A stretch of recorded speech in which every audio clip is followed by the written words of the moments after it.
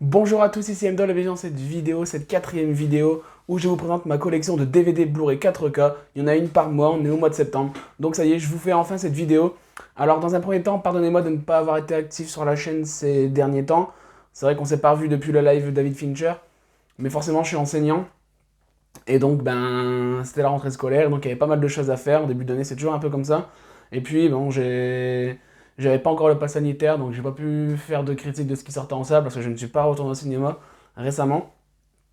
Donc voilà, mais je suis content de vous retrouver pour cette vidéo. Alors, comme d'habitude, 30 films, la suite de ma collection. Donc, il y a déjà 3 vidéos que je vous invite à aller voir qui vous présentent donc une première partie de ma collection. Et donc là, j'enchaîne avec 30 nouveaux films. On est arrivé à eux, la fin d'année on s'est arrêté à Elephant Man, et donc on continue cette fois-ci avec Elle, réalisé par Paul Verhoeven, le dernier en date avant Benedetta. Donc je l'ai en DVD, mais je l'aurai un jour en Blu-ray, hein, parce qu'avant, comme j'ai expliqué dans une ancienne vidéo, avant je collectionnais par DVD, puis je me suis mis au Blu-ray, au 4K, et donc j'ai pas encore pu tout renouveler ma collection. Elle, c'est un bon film. Je peux dire que j'avais été une chouille déçu quand je l'ai vu, parce que c'est vrai que j'adore Isabelle Huppert, c'est peut-être mon actrice favorite. Et je sais pas, il y avait quelques petits, pour moi, quelques petits défauts dans la narration. Mais bon, ça reste quand même du très bon. Et Paul Verhoeven, de toute façon, il est très fort pour ça. Toutes ces périodes sont intéressantes. Et la période qu'il a entamée avec ce film et Benedetta, enfin, moi j'adore. Donc j'ai hâte de voir la suite. Ensuite, on passe sur du Denis Villeneuve et Enemy avec Jake Gyllenhaal. J'adore ce film, c'est un peu mindfuck. C'est le mec qui va découvrir son sosie parfait, ça va devenir vraiment une obsession.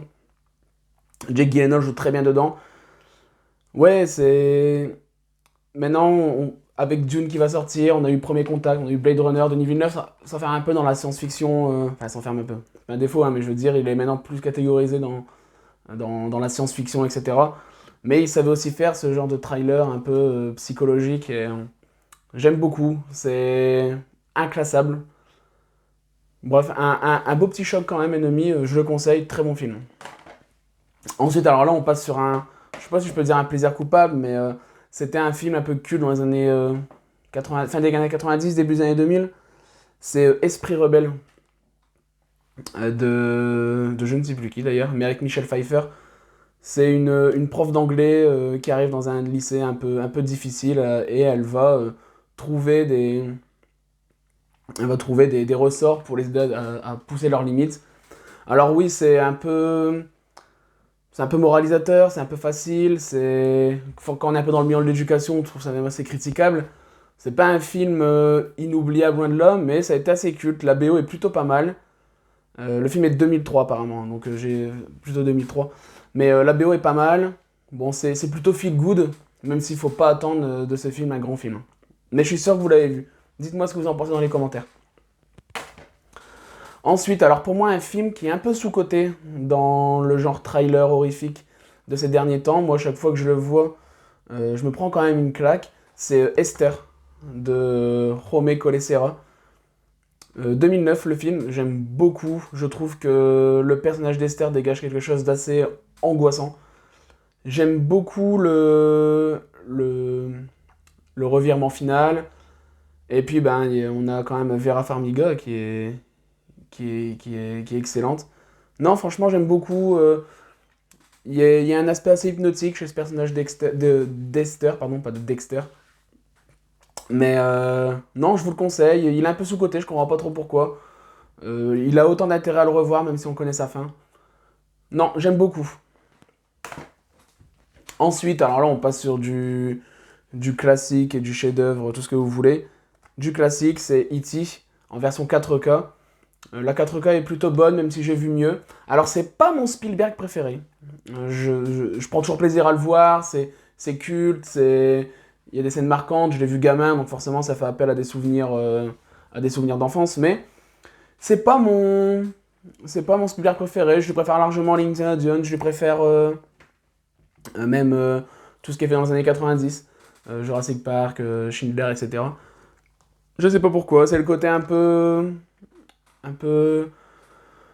exagéré de l'innocence de l'enfance parfois. Bon. Mais bon, ça reste super, il y a des plans iconiques. Bon, E.T., je crois qu'on n'a plus besoin de le présenter. Si vous l'avez jamais vu, bah allez-y, hein, ça fait partie des films à montrer. Ensuite, on part sur du western.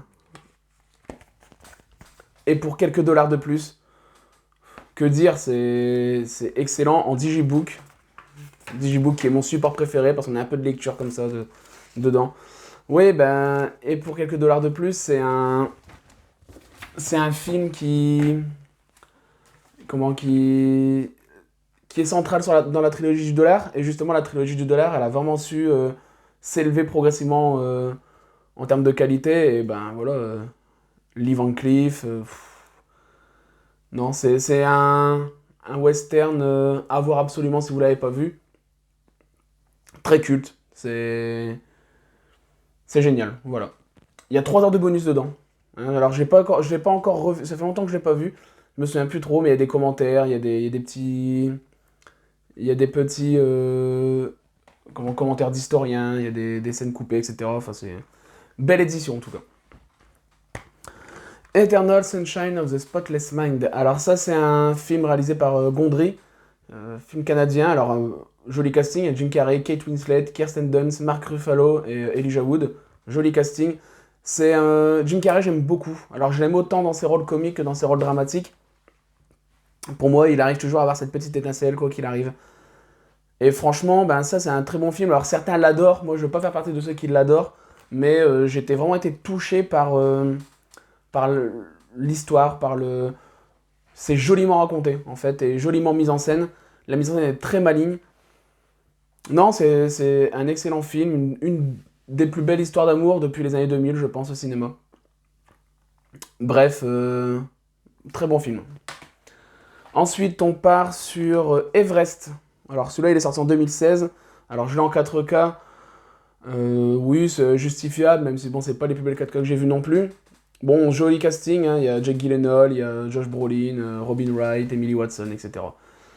J'aime bien, alors bon, c'est pas non plus du grand cinéma. Il y a des plans bien sentis, je trouve que c'est un film de survie. Et on sent vraiment le côté dangereux de cette mission.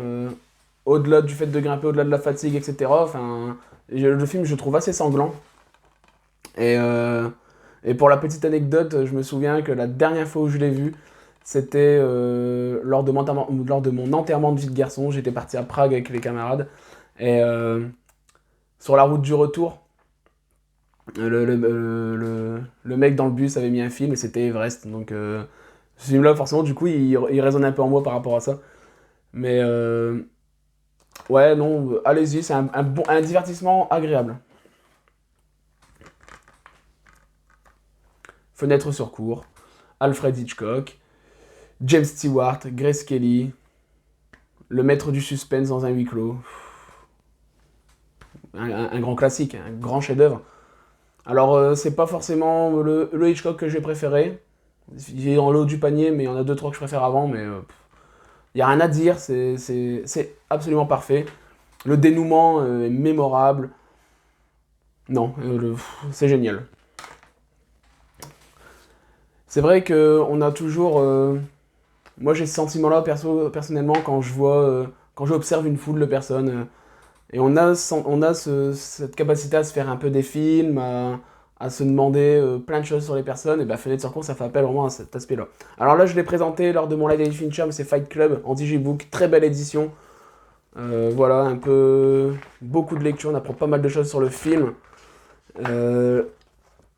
Ce qui est dommage, c'est juste la pochette seulement pour le ranger, parce que du coup, bah, ça a tendance à se casser la gueule un petit peu. Mais bon, ça fait un bel objet de collection, hein.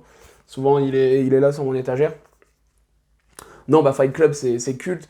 Comme je disais dans le live, c'est pas celui que je vais mettre de Fincher en avant, parce qu'on a tellement parlé, c'est une porte d'entrée pour beaucoup de monde dans le cinéma. Mais voilà, Fight Club, il y a tellement de thématiques. Brad Pitt et Edward Norton, c'est génial. Helena Bonham Carter dedans, excellent. Enfin, Fight Club, voilà, Fight Club. First Man en steelbook 4K, réalisé par Damien Chazelle. Damien Chazelle, ça fait partie des réalisateurs récents que je suis le plus. Parce que pour l'instant, pour moi, il a fait 2 chefs-d'œuvre, que sont Whiplash et La La Land. Une pépite, c'est celui que j'ai moins aimé des 3, mais bon, ça reste excellent. il a bien su, il a bien su amener les différentes thématiques en s'appuyant sur le personnage de Neil Armstrong. Après, c'est personnel, mais Ryan Gosling, je suis pas toujours fan de son rôle, depuis notamment qu'il est passé chez Wings Refn. Mais ouais, il y a un beau travail d'immersion, encore une fois, il sait très bien jouer avec le son, Damien Chazelle. First Man, une belle petite pépite quand même. Alors là, je l'ai acheté d'occasion, c'est Fleur du désert. C'est un peu dégueulasse, vous voyez les étiquettes comme ça, qu'on voit dans les e-cash ou quoi, on colle l'étiquette, on l'arrache, puis ça fait un... Faut vraiment que je change la jaquette, mais il faut que j'en trouve une rose parce que je trouve que ça colle bien au film. Bref, c'est l'histoire c'est le biopic d'une top modèle d'origine somalienne qui est arrivée en Angleterre.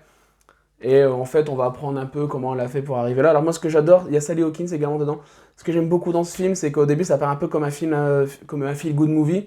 Et puis vraiment, le ton dramatique arrive progressivement dans le récit et les différentes ruptures sont très bien gérées. Il y a vraiment des scènes chocs dans ce film. J'ai été assez marqué par certaines d'entre elles.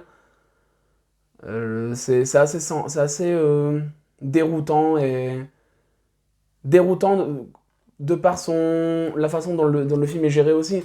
Parce qu'on s'attend au début à un peu s'amuser pendant ce film et puis au final il nous marque au fer rouge par certaines scènes. C'est très bien, ça parle encore, ça évoque forcément les difficultés dans ces pays-là, les pays d'Afrique avec les mariages forcés, etc. Non, c'est marquant, j'aime beaucoup, je vous le conseille, je sais pas si c'est très connu, je sais même plus qui l'a réalisé, Sherry Horman, je ne connais pas, mais il était passé une fois sur Arte, je l'ai regardé comme ça un peu au hasard, et comme souvent sur Arte, on se prend une claque qu'on n'attend pas. Bref, Fleur du désert, je vous le conseille.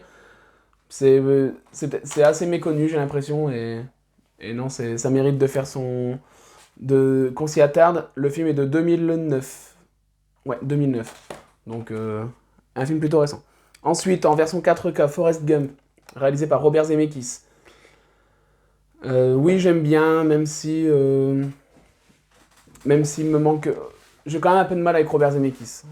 C'est... J'aime beaucoup... J'aime beaucoup Retour vers le futur, j'aime beaucoup Roger Rabbit. J'ai un peu de mal, j'aime bien le dernier qu'il a fait, Bienvenue à Marwen. Mais après, j'ai un peu de mal avec son côté niais. Je le trouve un peu niais quand même dans... C'est les défauts que des fois je vais trouver à Spielberg, comme tout à l'heure je parlais d'E.T., ben chez Zemeckis c'est x100. Donc ben ça me rebute à chaque fois. Je veux pas dire qu'il est surcoté, mais pas loin. On peut en discuter dans les commentaires, hein, bien évidemment. Bon, après, il y a des choses cool dans Forrest Gump, hein, mais ça n'a jamais été mon rôle préféré de Tom Hanks. Le message du film est toujours me dérange un petit peu à chaque fois. Et puis, mais après, il y a tout ce côté fresque à travers l'histoire américaine qui est intéressante. On en parlait dans le live sur Fincher où on évoquait Benjamin Button. Ben, c'est un peu cette idée-là. La BO est très cool, par contre. Donc non, bah, je prends quand même plaisir à le voir. Hein. Je l'aime bien ce film, mais il est souvent cité dans les chefs-d'œuvre absolus. Je crois qu'il est il est peut-être même premier dans les classements Allociné, meilleur film de tous les temps. Et moi, c'est loin d'être le cas pour ma part. Mais c'est une question de goût également. Hein. Donc Forrest Gump, si vous n'avez pas encore vu, ben voyez-le. Même si je doute que vous l'ayez déjà vu. Alors, plaisir coupable. Ouais. J'aime beaucoup les comédies potaches américaines, du style Frère Farrelly, etc. Et pour moi, il y a une comédie culte qui date de 2008, c'est Frangin malgré eux, avec Will Ferrell et John C. Reilly. C'est bof. Alors bof, pas dans le sens c'est moyen, hein. C'est bof. Voilà, c'est bof et en même temps je suis toujours fasciné devant ce genre de film. Le jusqu'au boutisme, jusqu'où on ose aller faire les blagues et moi ça me fait hurler de rire en fait. Alors pour ceux qui connaissent pas, donc deux ados de 40 ans qui vivent chacun. Alors il y a John C. Reilly qui vit avec son père et Will Ferrell qui vit avec sa mère. Les deux personnes vont se rencontrer et donc ils vont se mettre en ménage avec leurs deux ados attardés de 40 ans. Et la relation entre les deux va être au début très conflictuelle et je jubile à chaque fois devant ce film. Il y a certaines scènes qui me marquent, qui me font vraiment marrer. Alors Will Ferrell, maintenant, il a du mal à... c'est devenu un peu une franchise également, Will Ferrell. Vous savez, un peu comme Ben Stiller, Adam Sandler, mais c'est un peu ça, mais quand il a fait ces comédies-là, c'est excellent. Enfin, moi, j'adore. Je peux comprendre qu'on puisse pas aimer, hein. C'est quand même particulier. Et les gens me disent toujours, bah, comment tu peux des fois être tatillon sur certains films et aimer ce genre de choses, mais bon, il y a des choses qui ne s'expliquent pas. Mon petit Stanley, avec Full Metal Jacket, version 4K. Alors dedans, il y a des petites cartes postales, il y a un petit livret explicatif qui parle de la jeunesse du film, et puis il y a quelques photos. Oui, Full Metal Jacket, j'aime beaucoup. Bizarrement, c'est un des Kubrick que j'ai découvert un peu sur le tard. C'est peut-être un des derniers que j'ai vu. Alors que c'est peut-être un des plus populaires que beaucoup de monde ont vu.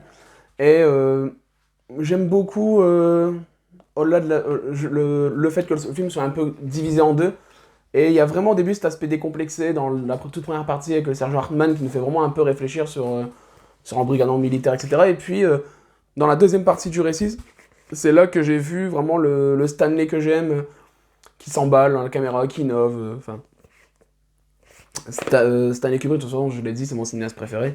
Et Full Metal Jacket, ben c'est culte. C'est peut-être une belle porte d'entrée pour Kubrick. C'est vrai que faire entrer par 2001, faire entrer par Orange Mécanique, etc., c'est peut-être compliqué. Full Metal Jacket, c'est peut-être la bonne porte d'entrée pour Stanley Kubrick, pour quelqu'un qui ne connaît pas son cinéma. Michael Haneke, j'adore. Je suis mal à l'aise à chaque fois que je vois un de ses films. Je ne suis pas bien et pourtant je réitère l'expérience à chaque fois parce que je trouve ça fascinant d'amener ces sentiments-là ces sensations-là au cinéma. Le Funny Games est très dérangeant. Je crois avoir été quand même plus mal quand j'ai vu Amour. Mais donc qu'est-ce que ça raconte? Eh ben c'est des bourgeois, on va dire ça, une famille bourgeoise. Donc il y a les parents et le gamin qui vont dans leur maison secondaire en bord d'un lac. Et puis il y a deux jeunes qui vont arriver, bourgeois également, qui sont en visite chez les voisins, et puis ils viennent leur demander 2 œufs. La famille leur donne les œufs, et puis en fait ça va être un engrenage qui fait qu'ils vont s'installer, et puis à un moment ils vont dire, ben voilà, on a un jeu pour vous, moi je parie que vous allez mourir avant la fin de la nuit. Et donc ça se finit en une sorte de huis clos. Alors il y a une ou deux scènes en extérieur qui sont très bien, mais c'est plutôt un huis clos. Et c'est incroyable. Lui, il me terrifie, hein. Alors je me souviens, pour tout vous dire, parfois avec quelques amis, on organise des soirées cinéma chez moi. Et donc on se met un film, après on en débat, etc. Et moi, une fois, j'ai présenté Funny Games. Et il y en avait plusieurs dans le lot qui l'avaient jamais vu. Et je me souviens tout le temps le malaise qu'il y avait. Certains ne supportaient plus du tout ce qu'ils voyaient à l'écran. C'était assez drôle à voir. Mais c'est génial. Pas à mettre entre toutes les mains. Mais Michael Haneke, c'est excellent. C'est un grand maître. On change du tout au tout avec... on remonte le temps là. Avec un film de George Stevens. C'est Géant. Géant avec James Dean, qui est peut-être son dernier rôle, je crois, je sais plus dans l'ordre. J'ai vu, sur les 3 films que James Dean a fait, il y en a qu'un que j'ai pas vu, c'est son plus connu, La Fureur de vivre. Mais en tout cas, celui-là, il est vraiment très bon. Elizabeth Taylor, James Dean.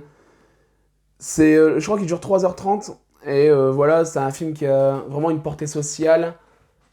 Il a une portée sociale, et il parle de valeurs familiales, et comme ça, des rapports conflictuels qu'on peut avoir avec sa famille. Et donc il y a un peu cet aspect frais parce qu'on avance dans le temps en même temps que les personnages. Mais c'est ça, ouais. Là, il y a une phrase qui résume très bien, c'est un conte qui retrace la vie de 3 générations de Texans, demeure à la fois grand et intime. C'est ça, c'est un film qui est à la fois magnifique par son aspect fresque. On a l'impression de voir un très grand film... un très grand film intime, c'est ça, intime.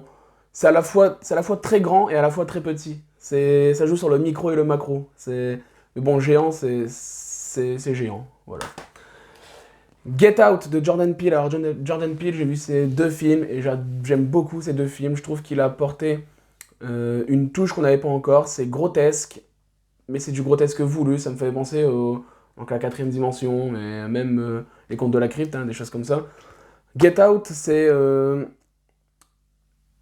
c'est pour moi un des films qui a donné envie aux cinéastes d'horreur de renouveler un peu le genre. On peut ne pas aimer la proposition, mais moi Get Out j'adore, il m'a foutu quand même bien le frisson. En 4K, bon la 4K est pas forcément nécessaire, mais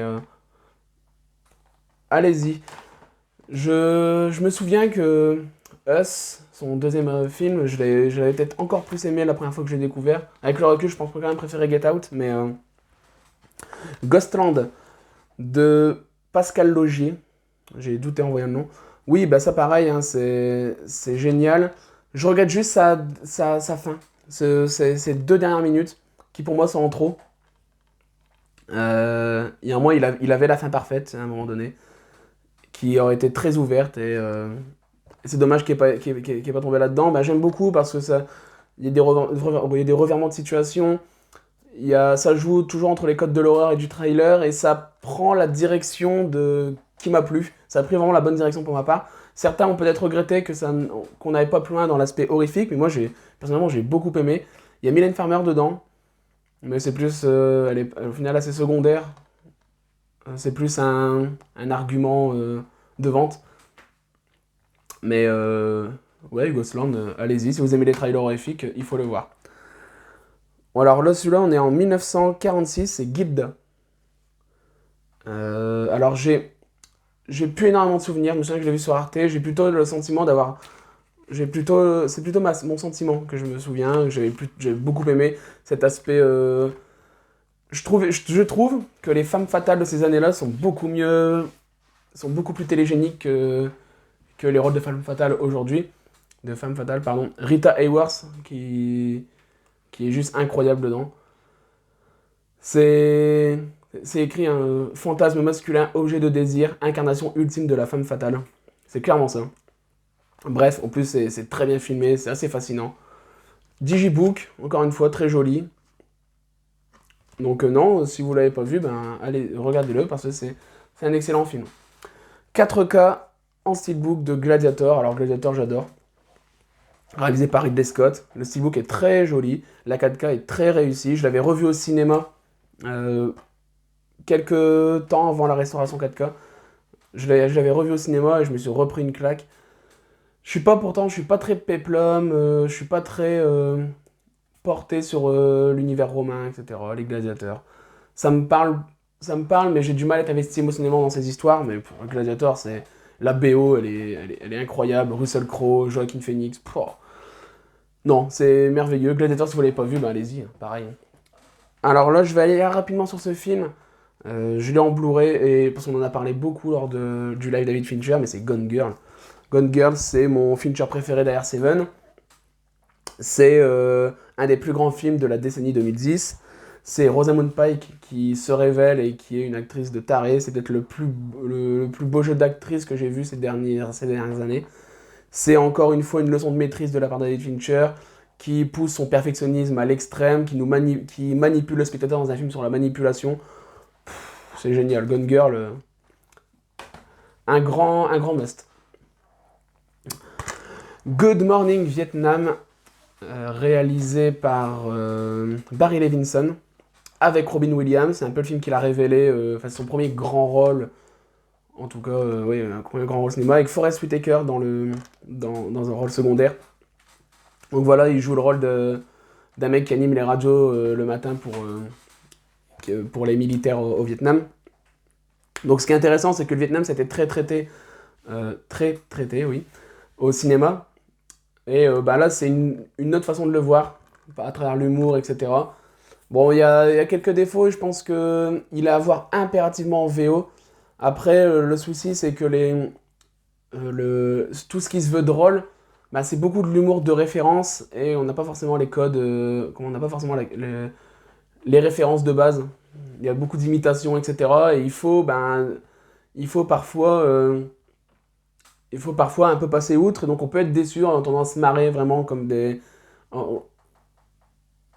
En fait, faut le voir comme un film sur la guerre du Vietnam. Faut pas s'attendre à regarder une comédie. Faut pas le prendre comme ça. Mais bon, ça reste une référence, hein. Je crois qu'il est passé sur Arte la semaine dernière, il était encore en replay, donc allez-y si vous l'avez pas encore vu. Alors là, je l'ai en DVD, et bien évidemment, j'achèterai en Blu-ray aussi, c'est Gran Torino. Alors, Gran Torino, c'est cette histoire du vétéran de la guerre de Corée qui est installé dans un quartier où il y a beaucoup de familles coréennes, et il va donc se lier d'amitié avec un jeune gamin qui a tenté de voler sa Grande Torino dans le garage. Et donc il y a une relation qui va se nouer entre les deux. Donc c'est un film qui est touchant. Souvent les gens considèrent que c'est le meilleur Clint Eastwood et je ne pense pas quand même. Moi je mettrais au moins devant, je mettrais Impitoyable, je mettrais Sur la route de Madison, je mettrais Mystic River, Million Dollar Baby. C'est pas mon préféré, mais bon, ça reste du Clint maîtrisé. Ouais, c'est un grand film. Pareil, ça fait partie des films qui peuvent être montrés à des gens qui ne s'intéressent pas forcément au cinéma. C'est une histoire qui peut facilement les toucher. Ça peut être des portes d'entrée pour après voir d'autres cinéastes, etc. Mais Gran Torino, très bien. De toute façon, Clint Eastwood, c'est une légende vivante, hein. J'ai hâte de voir son prochain film d'ailleurs qui m'a l'air vraiment réussi. Grave. Alors Grave, ben, ça a été mon film d'horreur préféré des années 2010. Euh, il est égalé, je pense, depuis par Titan. Donc vous l'aurez compris, j'adore le style de Julia Ducournau. C'est très tape à l'œil. Je peux comprendre qu'on ne puisse pas aimer. En fait, je comprends certains défauts. C'est pas parfait parce qu'effectivement, ça veut tellement jouer sur l'aspect poétique que ça en oublie le côté sale de ce qui se passe en soi. Mais ouais, c'est poétique, violent, marquant, et en même temps, ouais, pour moi, ça apportait un vent de fraîcheur à tout le cinéma horrifique au moment où je l'ai vu. Et puis, ça donnait surtout envie de redévelopper le cinéma de genre en France. Et la preuve, c'est qu'on a eu quand même quelques bons films français horrifiques. Un peu autorisants, certes, hein. Moi, je prends par exemple, bah, on a eu Titan, mais cette année, on a également eu La Nuée, dont j'ai fait la critique sur la chaîne et que j'ai beaucoup aimé. On a eu, je pense notamment au film Revenge, qui était excellent aussi. Bref, mais il y a ce côté-là qui est ressorti grâce à Grave. Et puis, ben non, allez-y, j'adore. L'Oscar du meilleur film en 2018, je crois. Green Book, avec Viggo Mortensen et Mahershala Ali. Le duo fonctionne bien. Alors, c'est un feel-good movie dans toute sa splendeur, c'est-à-dire, on va rire, ça fait réfléchir, c'est très. C'est c'est pas original pour dessous, mais voilà, ça reste efficace. Le duo fonctionne tellement bien. Viggo Mortensen, très bien, et puis Mahershala Ali, moi, c'est un acteur que j'aime énormément. Alors, qu'est-ce que ça raconte? Bah, en fait, Mahershala Ali joue le rôle d'un pianiste de renommée mondiale, un pianiste noir, et euh, il va faire une tournée dans le sud du pays, et il va engager Viggo Mortensen pour être son chauffeur pendant toute la tournée. Et donc, une relation va naître entre les deux hommes. Ouais, non, c'est bien. Allez-y, regardez-le. Green Room, cette fois-ci. Green Room, c'est un. Alors, c'est Jérémy Saulnier, le réalisateur, mais je n'ai rien vu de lui à part ce film. Alors, c'est pas mal. Pour moi, ça aurait pu aller encore plus loin dans l'angoisse. En fait, c'est un groupe de punk rock qui va se retrouver à jouer dans un concert, dans un endroit assez miteux, et en fait se retrouver dans un repère à skinhead. Et les choses vont dégénérer, ils vont devenir particulièrement violents, et le groupe va être témoin de certaines choses, et donc ben, leur vie va être menacée par ce groupe de skinhead. C'est ouais, c'est un survival très efficace. Alors moi ça me fait rire parce que moi je suis musicien, et moi je me suis reconnu quand on arrive dans des endroits qu'on connaît pas, c'est un peu bizarre, on est accueilli un peu à l'arrache, mais en tout cas, bon, ça fonctionne, c'est plutôt pas mal. Alors, Goldfinger. Je suis pas très James Bond. Je sais qu'il y en a, ils peuvent adorer, ils vont adorer tous les James Bond qui sont sortis, ils adorent, ils peuvent. Moi, c'est pas mon cas. Moi, j'aime vraiment la période Sean Connery, donc Dr. No, Bon baiser de Russie, etc. J'aime moins ensuite tout ce qui est derrière, et c'est vraiment avec Casino Royale et Skyfall que je me suis un peu réintéressé à James Bond. Et j'ai vraiment envie de voir No Time to Die, s'il sort un jour. Mais celui-là, c'est peut-être mon préféré. Goldfinger, c'est mon James Bond préféré. En tout cas, c'est celui souvent que je conseille quand on me demande un James Bond à voir. Celui-là et Doctor No, c'est peut-être mes deux préférés. Et Skyfall. Mais ouais, Goldfinger, c'est un excellent James Bond. En Blu-ray, le Blu-ray est très bon. Gremlins, alors j'ai la version DVD, je vais changer de version rapidement. Dites-moi dans les commentaires ce que vous pensez du 4K. Parce que j'ai entendu un peu tout et son contraire, certains m'ont dit que c'était vraiment génial et d'autres m'ont dit qu'il fallait surtout pas l'acheter. Je crois qu'il y a un recadrage, ça c'est un peu dommage, mais bon. Bon oui, j'ai pas besoin de présenter les Gremlins, c'est culte, moi je l'ai vu gamin aussi, je prends moins de plaisir à le revoir qu'avant, malheureusement. J'ai perdu un peu ce regard d'enfance par rapport à ce film. Mais bon, ça reste toujours plaisant à voir tout de même. Et pour terminer, alors là on est sur du Sam Peckinpah avec Guet-apens. Steve McQueen, bah oui, c'est un film qui s'est très bien mêlé l'action, le suspense, et je crois que c'est tiré d'un livre. Ouais, un livre de Gene Thompson.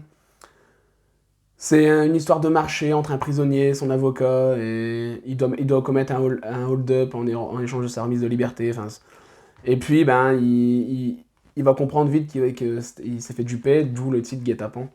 Et c'est vraiment génial. C'est des films qui peuvent mettre une leçon de cinéma aux films d'action qui peuvent sortir actuellement, où il n'y a aucune tension. Là, purée, c'est vraiment génial. Donc voilà, j'espère que cette vidéo vous aura plu. Moi, ça m'a fait plaisir de revenir vous voir, de vous présenter un peu ma collection. N'hésitez pas à me dire ce que vous pensez dans les commentaires de ces films, si vous avez d'autres versions en support physique. Nous, on se revoit très bientôt. Je suis allé voir Don't Brace 2. Je vais certainement aller voir le dernier James Wan. Donc il y aura peut-être une double critique sur la chaîne. En attendant, on se dit à très bientôt. Et je vous souhaite une très bonne soirée. Salut!